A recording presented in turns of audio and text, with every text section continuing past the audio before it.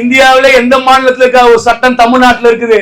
அந்த சட்டத்தின் பிரகாரம் என்னன்னா, தொடர்ந்து 48 மாதங்கள்ல 24 மாதங்கள்ல 480 நாள் ஒரு தொழிலாளர் வேலை செய்தார்னா அவர் நிரந்தரப்படுத்த முடியும்.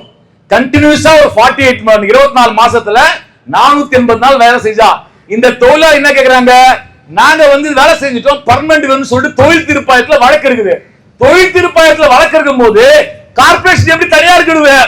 அதான் கேள்வி. இப்ப கேள்வி என்ன செஞ்சிருக்கணும், ரைட்டுப்பா தொழில் தீர்ப்பாயம் தரட்டும். ஹைகோர்ட்ல தமிழ்நாடு அரசு சொல்லிக்கணும், சார் தொழில் தீர்ப்பாயம் வழக்க 2 மாசத்துல விரைவா முடிட்டோம், முடிஞ்ச உடனே கவர்மெண்ட் ஆக்குறேன்னு சொன்னா நான் கவர்மெண்ட் ஆகிறோம், இல்லன்னு நாங்க ஏத்துட்டு போறோம், அவ்வளவுதான விஷயம். அதையே வரல, அதுக்கே அரசாங்கம் வரல, மாநகராட்சி வரல. இதுதான் மார்க்சிஸ்ட் கட்சி முன்வைக்கக்கூடிய கேள்வி, சட்ட ரீதியான கேள்வி. சட்டத்தின்படி நடக்கப்படும் நாட்டில் சட்டப்படி கேட்கக்கூடிய கேள்வி. இந்த கேள்விதான் தொழிலாளர்கள் முன்வைத்தார்கள். இன்றைக்கு ஒரு கொடூரமான ஒடுக்குமுறையை காவல்துறை நிறைவேற்றுகின்றது.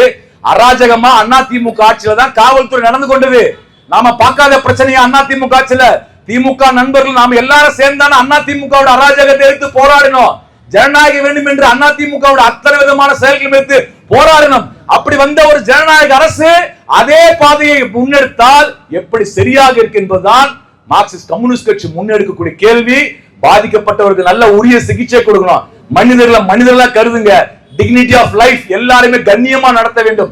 அந்த வகைக்கு அரசாங்கம் முன்வர வேண்டும் கேட்டுதான் இன்றைக்கு மார்க்சிஸ்ட் கம்யூனிஸ்ட் கட்சியினுடைய சென்னை மாவட்ட குழு சார்பாக இந்த கண்டன ஆர்ப்பாட்டம் நடந்திருக்கிறது.